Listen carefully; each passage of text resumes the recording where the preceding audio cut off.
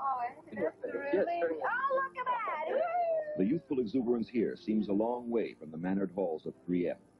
But this is also a Fortune 500 company renowned for product innovation. These very young men and women are on the task force that created the Macintosh at Apple Computer and put the company back in the running with IBM. In California's Silicon Valley, time seems to be compressed, and Apple is a perfect example. In 1976, two computer whiz kids, Steve Wozniak and Stephen Jobs, designed the personal computer in Jobs' garage and managed to bring it to market a year later as the Apple II. In 1980, only 3 years later, Apple went public as a $118 million company.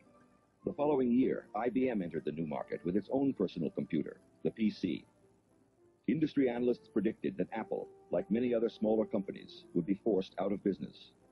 But Stephen Jobs, now all of 28 years old and chairman of the board, was not prepared to step aside. You know, they have 1/3 people at IBM. They've got like 350,000 people. We've got 6,000 people. Makes you wonder. I think IBM is a national treasure, what they've been able to do. And they're sort of like a jewel in many ways. And I have a great deal of respect for them. They've made Apple a lot better.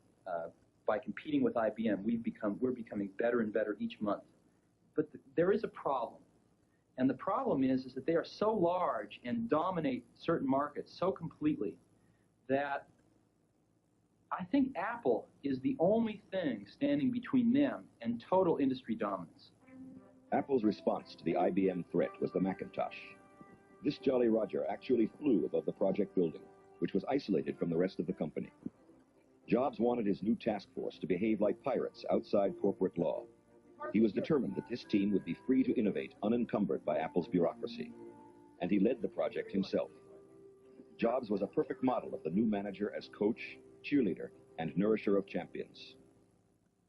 He's a maniac. He's a maniacal genius. His job is to stir up everything. He's a muckraker in the classic sense of the word. He will not leave anything alone. He will not allow inadequacy or compromise to exist. And Steve Jobs was a catalyst for us. He gave us space. He sheltered us from the corporate noise.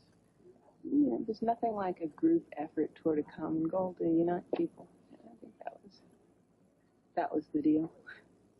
We wanted people that were insanely great at what they did, but we're not necessarily those seasoned professionals, but who had at the tips of their fingers and in their passion the latest understanding of where technology was and what we could do with that technology, and who wanted to bring that to lots of people. So the neatest thing that happens is when you get a core group of 10 great people, it becomes self-policing as to who they let into that group.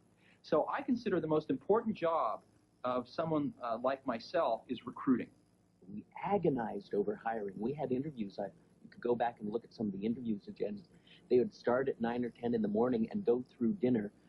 A new interviewee would talk to everybody in the building at least once, maybe a couple times, and then come back for another round of interviews, and then we'd all get together and talk about it. And then before they fill out an application. No, they never filled out. The most critical part of the interview, at least to my mind, was when we finally decided we liked them enough to show them the Macintosh prototype, and then we sat them down in front of it. And if they just kind of were bored or said, this is a nice computer, we didn't want them. We wanted their eyes to light up and them to get really excited, and then we knew they were one of us. And everybody just wanted to work, not because it was work that had to be done, but it was because something that we really believed in, that was just going to really make a difference. And that's what kept the whole thing going.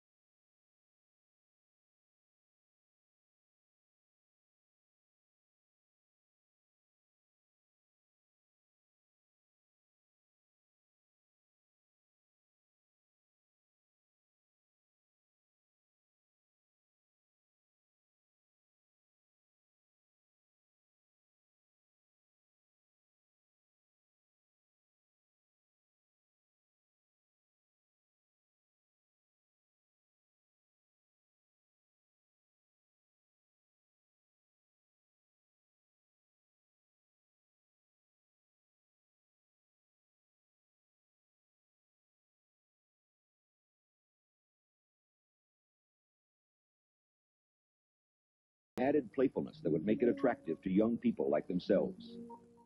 And they wanted it easy to use. With Macintosh, there are no complicated commands to be memorized and typed into the machine. All you do is move an arrow with a selection device called a mouse and point to what you want from a menu of options presented on the screen. Then the nice thing is you can copy a whole section, peel off a copy, flip it over, move in. One of the neatest things about Macintosh was we had a chance to change the way people thought of computers. I think prior to when the personal computer stuff started happening, 5 or 6 years ago, everyone thought of computers as big, cold, impersonal, generally negative connotations associated with a computer. No one would associate the word fun and computer together. They look at the machine and they say, it gets me in the gut.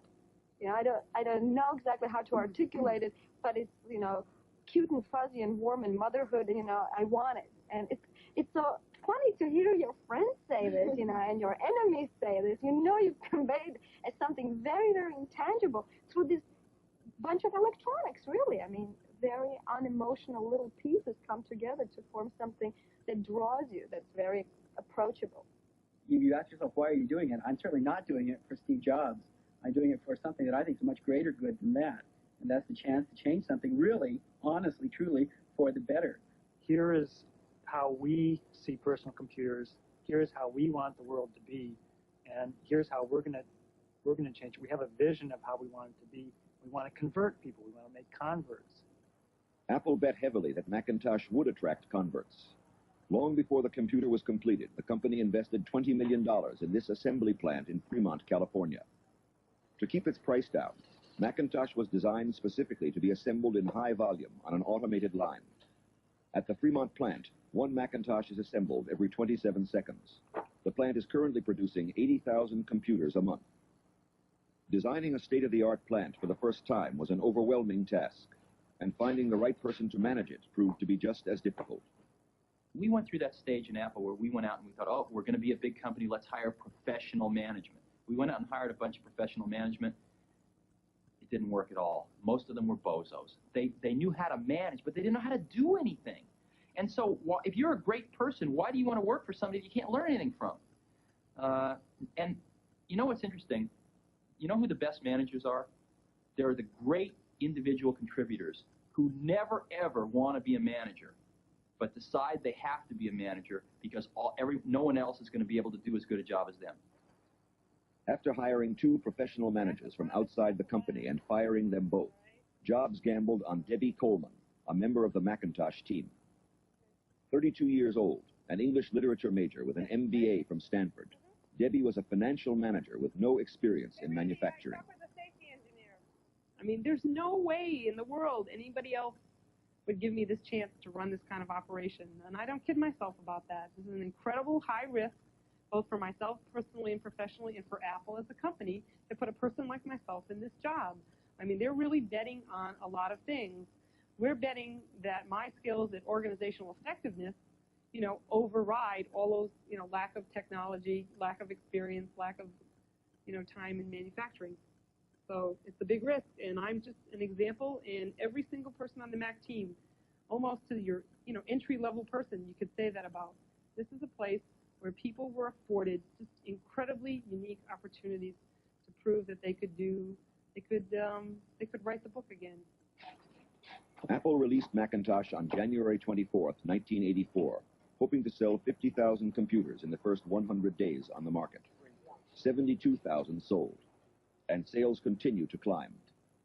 What began as a pirate venture, the bad kids in the company, has reinstated Apple as IBM's principal competitor in personal computers, and is now accounting for roughly half the company's $1.5 billion in annual sales.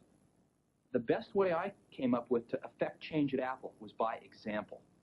And that was probably more than anything else the key reason that I spent 2.5 years of my life on Macintosh, was to try by example to say, hey, here's a better way to do things. And it turns out it's worked. I mean, most everything at Apple now has looked at the Macintosh experience and come in and said, hey, we can take a lot of these concepts and apply them, make them better in some ways, and model, every other factory we're doing now is modeled after the Macintosh factory. Every other product team that's doing new product is being modeled after the Macintosh team. The Macintosh example demonstrates how effectively a task force can innovate when it is bound together by a shared vision and given the freedom within the corporation to find its own way. The project also attests to what can be achieved when people are recognized for their contributions. Inscribed inside the casing of every Macintosh, unseen by the consumer, are the signatures of the whole team. This is Apple's way of affirming that their latest innovation is a product of the individuals who created it, not the corporation.